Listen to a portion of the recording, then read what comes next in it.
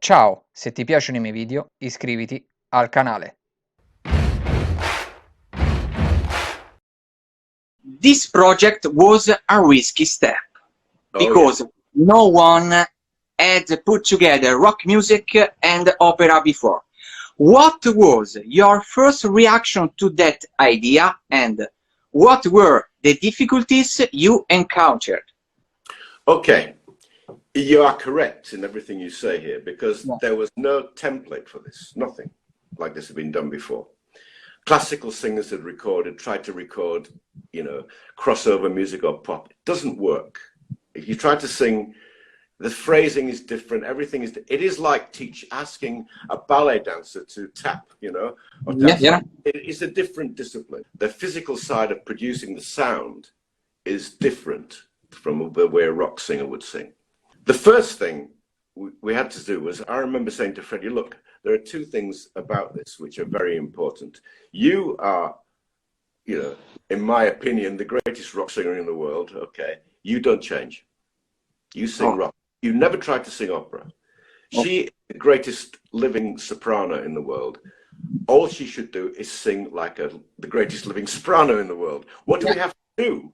Is so she sings her way, you sing your way, and we have to find the vehicle, the song, that has to fit both these things, right? So, and it's not easy. It wasn't easy to think of this, but of course we eventually we made it work, and it was quite unique at that time. But we did not compromise on this. If you listen to it, he never sings opera on the whole album, and she never sings, and that's the way we had to approach it. It was the song had to do everything for to carry the voices. The song had to be able to, so nobody came out looking not too good, you understand what I mean? I've heard so many records with, opera singers trying to sing the way they are not trained for, and it doesn't work, It sounds a little easy, So we had to find a different vehicle. And so fortunately we came up with this. It was quite a long process to find. Once we had the song, it was fine.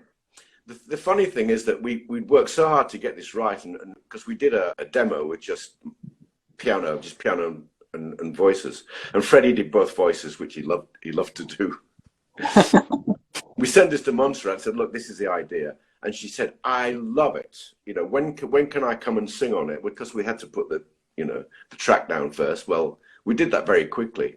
And she came and put her voice on, and it was a joyful experience when it all happened, and we could see it taking shape. And my God, what is this thing we've created, But when we finished her vocal, and it did sound pretty good, and nobody had heard this.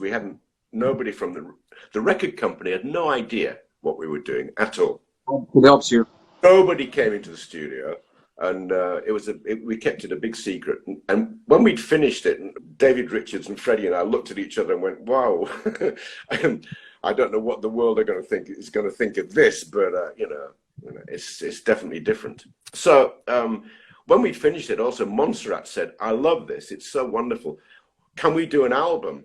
And we went, oh my goodness, really? This had taken a lot to do, but then we had to figure out a way to, multiply this by 12, So it was difficult, but it took over our lives. We didn't ever finish Fred's kind of solo album because that, Barcelona and the creation of all the other songs on Barcelona took over 1 year,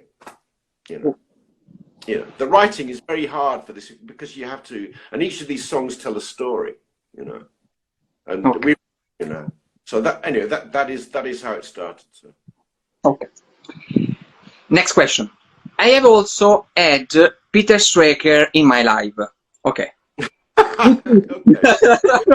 He took part in The Great Pretender. What memories have you got about it? When we finished the two songs in time, and Freddie and I got on very, very well, and he said, look, we're taking a year off touring with the band. The band are doing, Brian's doing his album, which actually I played on Brian's album as well, Back to the Light. Roger's doing something on his own. John's going to hide somewhere. And I had this idea, if you are interested in doing it, you know, as if I wouldn't be interested in doing it, you know. So I said, I've never recorded a cover of any song before, but I've always felt that I would like to try The Great Pretender. I knew the song, and I said, what a fabulous idea. And so we started on that. And then, because we went in, after we finished that, he said, well, look, I've got a year of doing nothing. Would you like to try and work together and see what happens? So that was the start of it. And Barcelona kind of took over shortly after we'd started. We finished the song All God's People. It was the only one we actually completed of the solo project, which finished up on the Innuendo album. Yeah. And so Barcelona took over our lives, really. And we'd already started to, the Barcelona itself had been finished. The Great Pretender had been finished, but we hadn't done the video and released it. So Freddie and I were in the studio, and he said, look, we've got to go and start this filming of the video of The Great Pretender. And I said, and I'd started to just work on a track called The Fallen Priest, and I had this idea. And I said, look, Fred, I think it's a really good idea. And I played him a little bit. He said, oh, carry on and work on it. And I said, well, I'll come along to the shoot later, which is a good thing from my point of view, because if I'd have been there with Freddie, I would have probably finished up in a dress and a wig, you know. Yeah, no, the famous dress. I missed all that. But by the time I got there, all the guys were in, their outfits, and they're looking very nice, I have to say. Roger looked like a young female model. He quite enjoyed wearing he said, put on this thing. He said, my God, I love this. It's like Chanel, you know. Okay. A little worried about our Rog. But of course, the video was absolutely fabulous fun. And the choreographer of that video was Bruno Tognoli, who's now a judge on Strictly Come Dancing. Judge on Strictly Come Dancing and Dancing with the Stars in America. He lives in the UK now, but that was one of the first things I remember him doing. And the director was David Mallet, who I've David Mallet, I know David Mallet, yeah.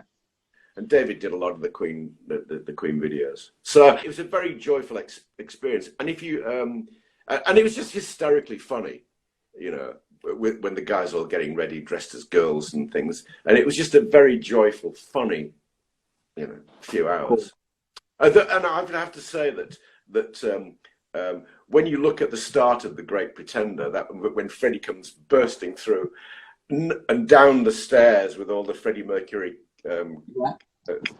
cardboard cutouts. Cardboard, yeah. I mean, no one could make an entrance like that but Freddie.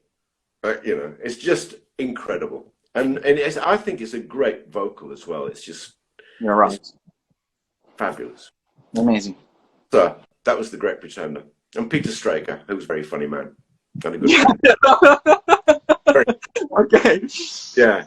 Turning the choir in The Golden Boy with Peter Straker, Debbie Bishop and Carol Woods.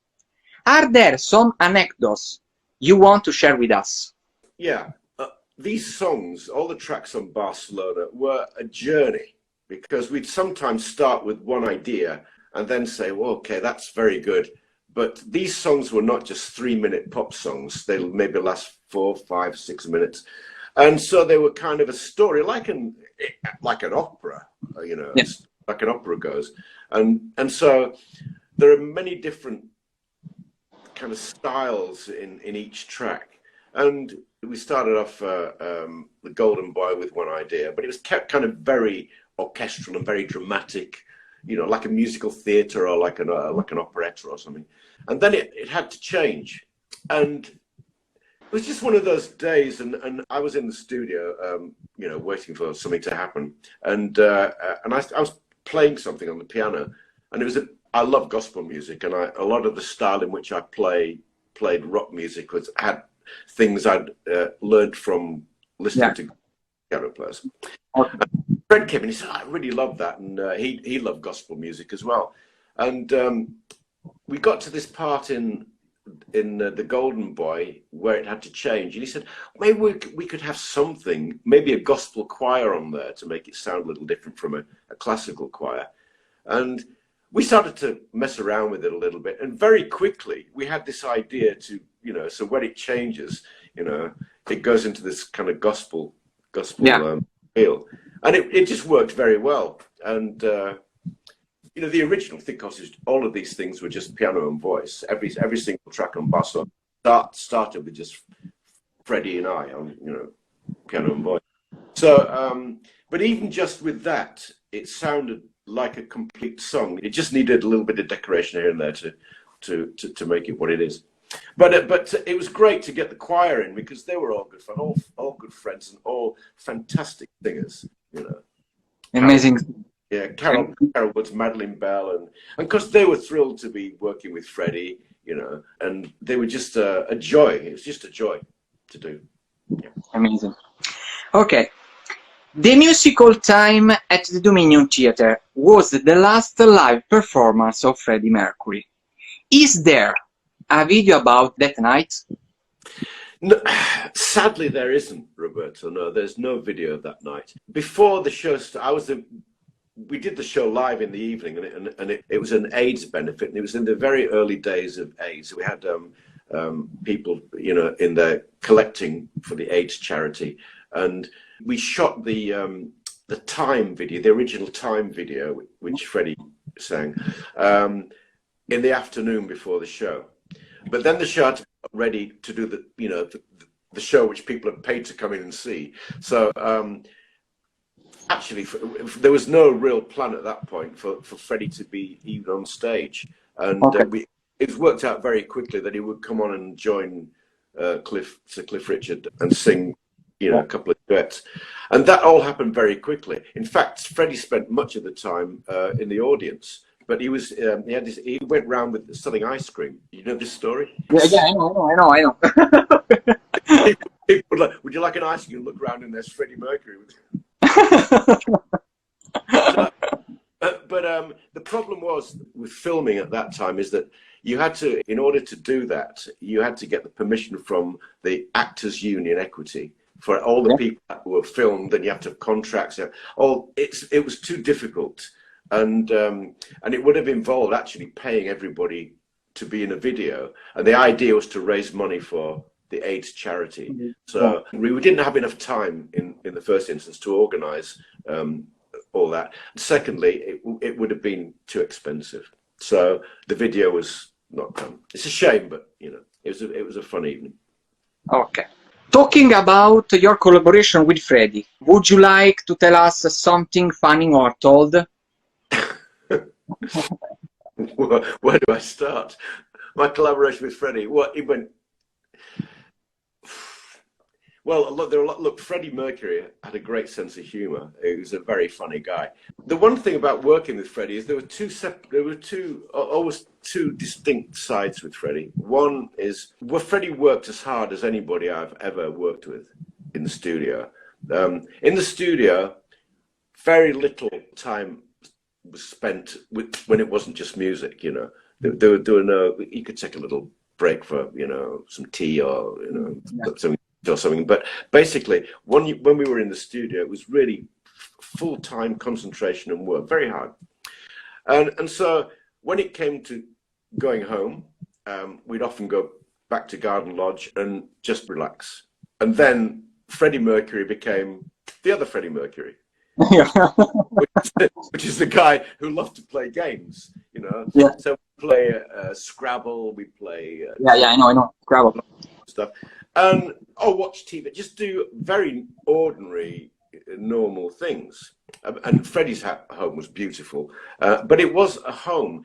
The great thing about Garden Lodge was it was full of priceless things, and Freddie had, you know, consummate good taste. You know, everything was beautiful, fabulous works of art, sculptures, pictures, furnishings. You know, it was beautiful, but it wasn't treated like a museum. You know, if you wanted to put your feet on the table to watch TV, fine. It was a happy environment, and the fun. You know, as you probably know, we used to if Straker was there, then we used to sing songs around the piano until, you know, the early hours of the morning. And the humor was very not planned, you know. We would just get hysterical about just about anything, to be frank, you know. It was just a different side to Fred, that the professional musician. The professional one, yeah. Okay. You are a great musician and you work with a lot of artists. Could you tell us what was the skill that made Freddie bigger than the other ones? What was his uniqueness? Well, first of all, Freddie's voice is remarkable. It has an incredible range. He can sing top C's like a tenor, but in full voice, you know. He's got a low voice. He's got incredible musical ability with the way he phrases things. He also, if you think about the people with big voices, I'm thinking about people, you know, let's say Tom Jones or Tina Turner, people with big voices. You don't hear often them singing backing vocals because their voice is too, you know, it's too big a voice to. There's something about it which doesn't often work when they sing backing vocals. Backing vocalists is a very different skill, and they're very skillful people. Now, if you listen to Freddie Mercury's backing vocals, it's one of the best sounds I've ever heard. It's just wonderful when he layers his voice, you know.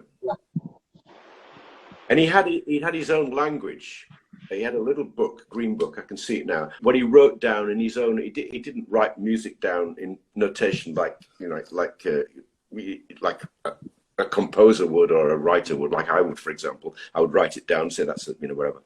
But he would go, you know, he'd write his own little things. I learned how to do his, you know, notation.